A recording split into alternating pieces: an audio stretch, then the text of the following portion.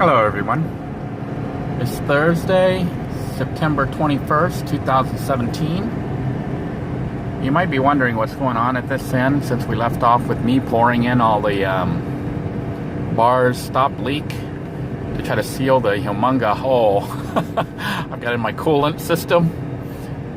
And as many of you surmise, it most likely wouldn't work. And you were correct. Sort of.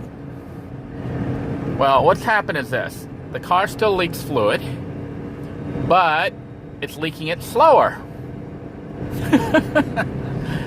So, before I would drive to work and or drive home from work and the fluid would be totally empty.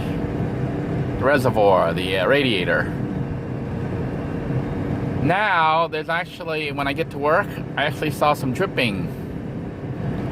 So it was leaking, but that meant there was still some in there, some liquid. And I'm just basically adding water. You can see the temperature gauge. I don't know if you can see it here, but the temperature gauge there says it's a little bit under halfway, which is like normal operational range. But it was doing that even before me patching it. So I don't know if the gauge is incorrect or if something else is happening to keep the vehicle cool, even without the fluid. And I do have a theory that I suspect is happening.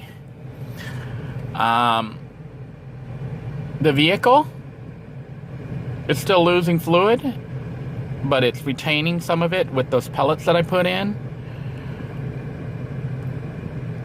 So I'm gonna keep trying to drive it like this. I might even go pick up another container of pellet. It's like $3. So I would have spent about $15 in stop leak stuff to try to fix this problem. I don't think it'll fix it per se, but I'm hoping it'll slow it down even more and retain even more fluid. But I have a theory about why the vehicle's not overheating. You see we're running at 4,000 RPM here. But my theory is that, I don't know if something's in contact with an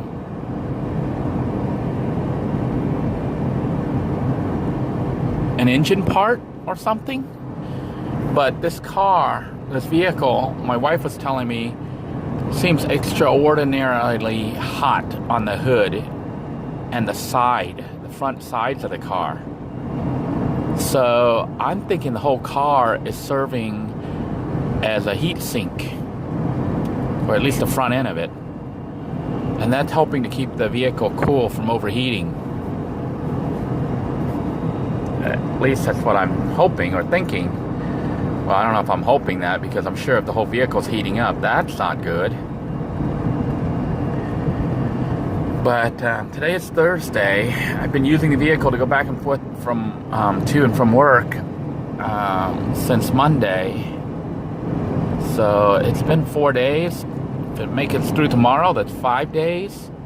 And if I can make it through all of next week, that would be 2 weeks, and the vehicle has been paid for. So at this point, I'm just going to try to keep it running. Meanwhile, this weekend, I'm hoping that I can try to start working on Lil Blue II to try to do some repairs, because that still is my main vehicle. But this vehicle is actually a pretty good candidate for showing people how to make an emergency shelter, possibly for under $500 total, including the cost of the vehicle. Although I cheated a little bit. This vehicle, I've spent some money on repairs and stuff, but maybe $600 budget total to get a vehicle and get it ready. So look forward to that video. I'm going to just talk about emergencies, and sometimes I'm having to do with good enough. Like this vehicle right here, a lot of people would say it was a terrible purchase because it's pretty much dead if the transmission is out. And now it's got all these other problems. But in a survival mode situation, if you didn't have the money to get a better vehicle, picking up a vehicle for $500 or less, maybe even as low as $300 or $400, and converting that to live in might be the way to go. Especially if it's a vehicle like this that runs. It just doesn't run well. So if you can pick up a vehicle for $500 or less and it runs, this one's like getting me back and forth to work, so it's making me money. But you should consider picking it up as an emergency shelter if you don't have a lot of money.